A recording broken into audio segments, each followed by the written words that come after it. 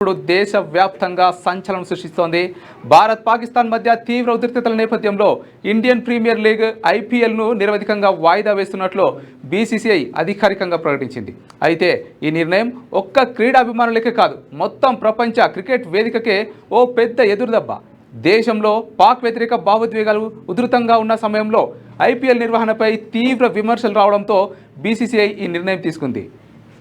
ఇటీవల భారత్ పాకిస్తాన్ మధ్య సరిహద్దుల్లో చోటు చేసుకున్న ఘర్షణలు, ఆర్మీ మౌలిక సదుపాయాలపై దాడులు, దేశవ్యాప్తంగా వ్యాపిస్తున్న ఆందోళనలు ఇవన్నీ కలిసి ఒక ఘనమైన అంతర్జాతీయ టోర్నమెంట్కు తీవ్రంగా ప్రభావితం చేశాయి.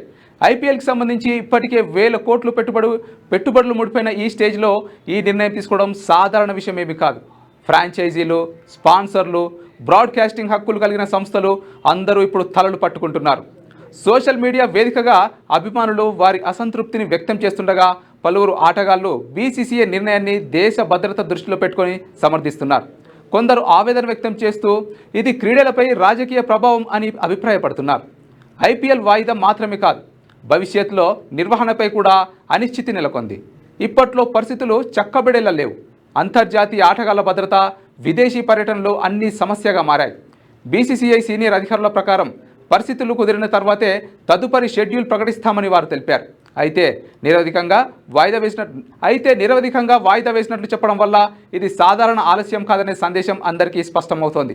ఒకవేళ ఐపీఎల్ రద్దు అయితే దేశీయ క్రికెటర్లకు ఇది ఒక వెనుకడుగు. కోట్లాది రూపాయల ఆదాయానికి ఇది భారీ దెబ్బ.